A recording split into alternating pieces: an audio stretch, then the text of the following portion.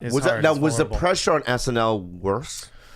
Well, I knew what I was doing at SNL. After MadTV, most of the people who were nice came from Groundlings, so I started taking classes there. After I left MadTV and I started didn't know that. taking classes at Groundlings, yeah. So I felt more prepared. And I did feel MadTV in some way prepared me for an environment, for a harsh environment and for critical and for disposable creative effort. Yeah. But then you also feel the status of it, and that's a different kind of pressure too of the institution that it is and what it means to be there. I mean, just alone the guest stars on it. I mean, Sure. that must be just. Sure. I mean, you're getting the cream of the crop. I was more excited and giddy, probably mostly because of my youth, but also because the year I was there, Blink-182 hosted one of my favorite bands Amazing. at that point. Tenacious D and Jack Black were there. Lost my damn mind. Oh my Couldn't God. believe it. So like I was more of a nerd about that because it was also my first experience with that. Yeah. And you learn pretty quickly at SNL to kind of get over the fame element of whoever's there. And that, I'm pretty sure, it's only going to serve you to treat them like a Right. person. Yeah. You know? I mean, were you like Lauren? Was it scary? Was he? Certainly intimidating. Yeah, absolutely intimidating. And overall, over my whole time, it's weird because I saw both very good and very kind and very complimentary and supportive and human moments. Yeah. And then opposite, very dismissive, very cold, very what felt like, passive punishment type moments as well. Yeah. Yeah. But do you ever get like even like I mean Dick Blasucci is not even the same element, right? But Sure. Dick Blasucci was our producer. But they got to the point where I could call him Sure. and go, "What's up?"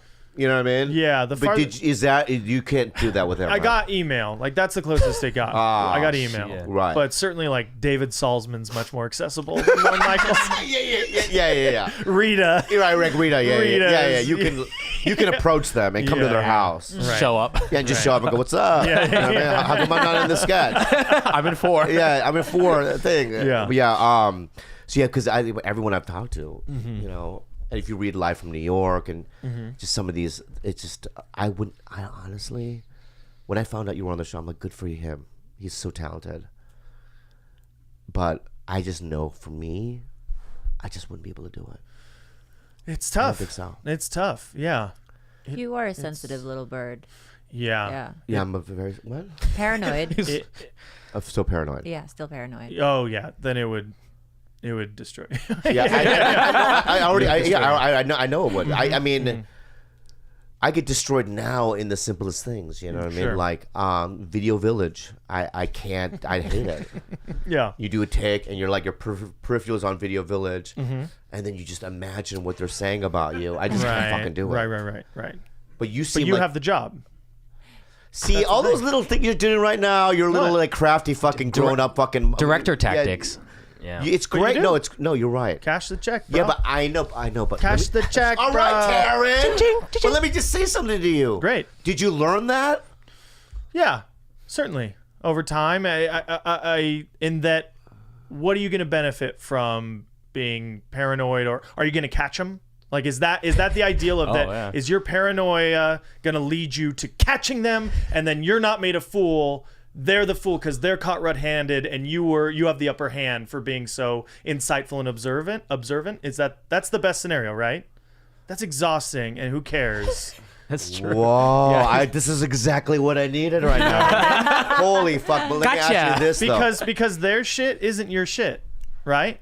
People who make a tape about you and put it around and laugh and it makes you feel bad, that's that's on them. That's not a judgment. That's not Right. a reflection of who you are as a performer or as a human But being. now, okay, because I brought the tape up though, right? Uh-huh. You could understand though when you experience yes. something like that. Yes, right? definitely. You think in your head, you get PTSD from it. Sure. I believe it. So Sure. then I carry that into every job. Now Understood. I don't behave in an erratic way. They don't think, oh my God, Bobby's paranoid. I keep it to myself.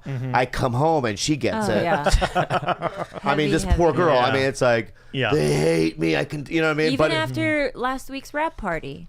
It was like he was there for an hour and he came back just sobbing. No one likes me. Yeah. It's I know it's part of it's. I think you have not you the royal you either have a tendency towards that or don't in your chemical makeup, but I definitely, if you're nice and you're a good person and your intention is good, fuck everybody else. Right. Yeah.